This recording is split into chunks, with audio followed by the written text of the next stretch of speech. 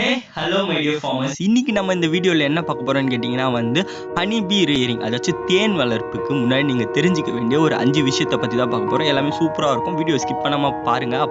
இப்போ நீங்கள் இருக்கிற இடம் எதுன்னு கேட்டிங்கன்னா டெக்குழுவோம். நீங்கள் வந்தீங்கன்னா விவசாயம் சம்மந்தப்பட்ட எல்லாத்தையும் தெரிஞ்சுக்கலாம். அதுக்கு நீங்கள் பண்ண வேண்டியது ஒன்று தான், நம்ம சேனலை சப்ஸ்கிரைப் பண்ணிவிட்டு பக்கத்தில் இருக்க பெல் பட்டனை ப்ரெஸ் பண்ணி வச்சுக்கோங்க.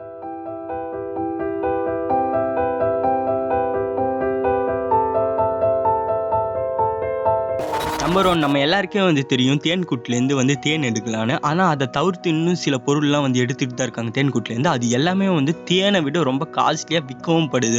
ஃபஸ்ட்டு நம்பர் 1 தேன், ஹனி. இது உங்கள் எல்லாருக்கும் தெரிஞ்சிருக்கு. இதை பற்றி நான் ஒன்றும் பெருசாக சொல்ல தேவையில்ல.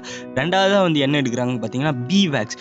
இப்போ காஸ்மெட்டிக் இண்டஸ்ட்ரீஸில் இப்போ ஃபீமேல் சைட் போனீங்கன்னா அவங்க யூஸ் பண்ணுற லிப்ஸ்டிக், அதுக்கப்புறம் ஐலைனர்ஸ் எக்ஸெட்ரா, இது எல்லாத்துலேயுமே வேக்ஸியாக வேக்சினஸை கொண்டுட்டு வரதுக்காக பீ வேக்ஸ்ன்றதை இந்த தேன் கூட்டிலேருந்து எடுப்பாங்க.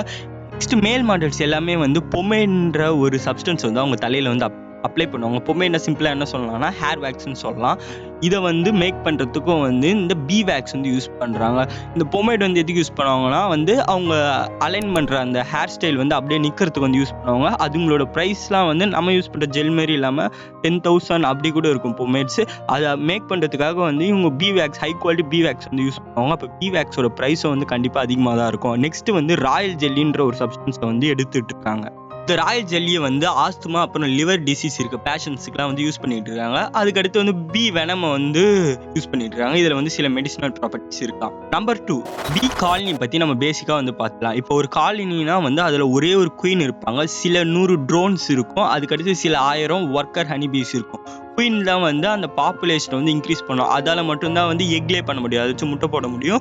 ஒர்க்கர்ஸ் என்னன்னா அதுங்களும் ஃபீமேல் தான், ஆனால் அதுங்களால ரீப்ரொடக்ஷன் ப்ராசஸில் இன்வால்வ் ஆக முடியாது. அது எல்லாமே ஸ்டெரைல், அதுங்களால முட்டை போட முடியாது. அதுக்கு ட்ரோன்ஸ், இது எல்லாமே மேல்ஸ், இதுங்க ரீப்ரொடக்ஷனுக்கு ஹெல்ப் பண்ணும். இதுதான் ஒரு காலனி. இந்த ஒர்க்கர் ஹனி பீ தான் ஃபுல் இடத்துக்கும், அதாவது மொத்த இடத்துக்கும் போயிட்டு ஹனியை கலெக்ட் பண்ணி இங்கே கொடுக்கும். இந்த ராயல் ஜெல்லியை இந்த குயின் சாப்பிட்டு இன்னும் ஹெல்த்தியாக இருக்கும். Number 3, equipments needed for bee keeping. அதாச்சும் தேனி வளர்ப்பு என்னென்ன எக்யூப்மெண்ட் தேவைன்னு பார்த்துடலாம். முதல்ல ஹைவ்ஸ் தேவைப்படும், அதாச்சும் தேன் கூடு. அது நம்ம ஆர்டிஃபிஷியலாக செய்கிற மாதிரி இருக்கும். அதுக்கடுத்து ஃப்ரேம்ஸ், அந்த தேன் கூட்டில் அந்த கோம்ஸ் இருக்குல்ல, அந்த தேன் சேகரிக்கிற இடம், அது எல்லாத்துக்குமே ஃப்ரேம்னு ஒன்று தேவைப்படும். நெக்ஸ்ட் ஸ்மோக்கர், இது ரொம்ப இம்பார்ட்டன்ட். ஏன்னா தேனை நீங்கள் கலெக்ட் பண்ணும் போது ஸ்மோக்கர் வச்சு அந்த ஒர்க்கர் ஹனி பீஸ் லைட்டாக மயக்கம் வர யூஸ் பண்ணுவாங்க. அதுக்கடுத்து இந்த ஹைவ் டூல்ஸ், இந்த ஹைவ் டூல்ஸில் எஸ்எஸ் நைஃப்னு ஒன்று வரும். இது அந்த கோம்பை கட் பண்ணுறதுக்கு நம்ம யூஸ் பண்ணலாம். அதுக்கடுத்து குயின் கேச்சர்னு ஒன்று இருப்பாங்க. குயின் தான் ஒரு காலனியில் இம்பார்ட்டண்டான பீ.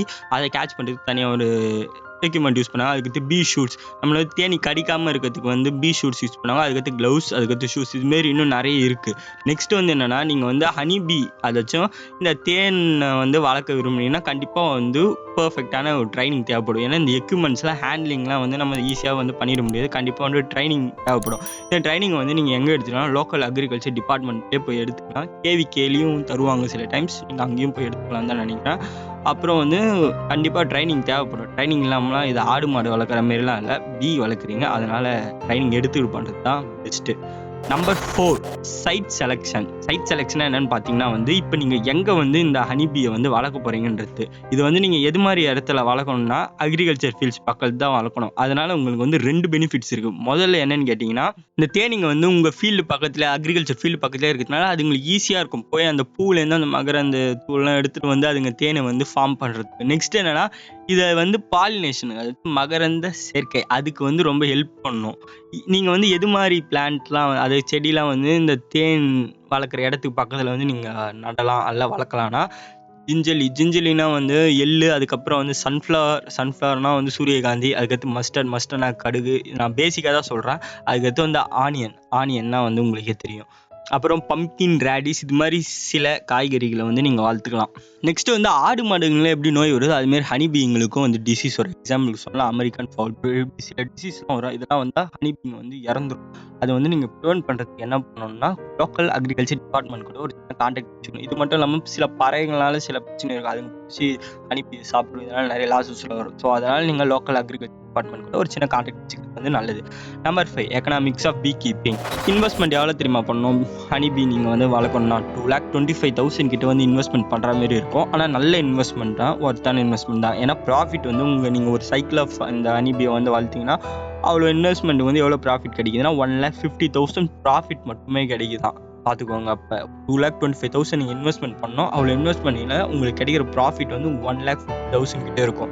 நெக்ஸ்ட்டு வந்து நீங்கள் இதை வந்து எப்போ இந்த பெஸ்ட்டு சீசன் எப்போ சொல்கிறாங்கன்னா ஆகஸ்ட் டு செப்டம்பர். இந்த டைமில் வந்து நீங்கள் வந்து பீ கீப் பண்ணலாம். அந்த டைமில் சில ஃப்ளார்ஸ்லாம் வந்து மேபி ப்ளூம் ஆகலாம்னு நினைக்கிறேன். அந்த டைமில் வந்து ஹனி பீ ரேர் பண்ணால் நிறைய ஹனி கிடைக்கும் போல். அதுக்கடுத்து வந்து நீங்கள் இன்னும் ட்ரைனிங் கம்பல்சரி சொல்லிட்டு ஸ்டார்டிங்கு, அப்புறம் எக்யூப்மெண்ட்ஸை பற்றி சொல்லியாச்சு. லாஸ்ட்டாக வந்து மார்க்கெட்டிங் பர்ஃபெக்டாக பண்ணணும். மேக்ஸிமம் இந்த பீ வேக்ஸு அப்புறம் ராயல் ஜெல் இதில் நீங்கள் ஃபோக்கஸ் பண்ணலாம். ஹனியில் ஃபோக்கஸ் பண்ணுறது ஏன்னா அதுங்களோட மார்க்கெட் வேல்யூ வந்து ஹனியோட கொஞ்சம் கம்பேரிட்டிவ்லி அதிகமாக இருக்கும் பீ வேக்ஸுக்கெலாம். ஆனால் குவாலிட்டியாக கொடுக்கணும். Quality is important. எவ்வளோ குவாலிட்டியாக நீங்கள் கொடுக்குறீங்களோ அந்த அளவுக்கு வந்து உங்களுக்கு கஸ்டமர்ஸ் வந்து வருவாங்க. அவ்வளோதான், இந்த வீடியோ முடிஞ்சிச்சு. இந்த வீடியோ பிடிச்சிருந்தா லைக், ஷேர் அண்ட் சப்ஸ்கிரைப் பண்ணிக்கோங்க. அப்புறம் வந்து எங்களை சோஷியல் மீடியாவில் ஃபாலோ பண்ணலாம். இன்ஸ்டாகிராம், ஃபேஸ்புக், ட்விட்டர் இதில் எதில் வேணால் நீங்கள் ஃபாலோ பண்ணிக்கலாம். நீங்கள் எந்த பிளாட்ஃபார்மில் இருக்கீங்களோ அதில் வந்து நீங்கள் எங்களை ஃபாலோ பண்ணிக்கலாம். அதில் வந்து உங்கள் டவுட்ஸ்லாம் வந்து கேட்கலாம். நெக்ஸ்ட் வீடியோவில் பார்க்கலாம். அது வரைக்கும் உழுவோம் உயிரோம். நன்றி.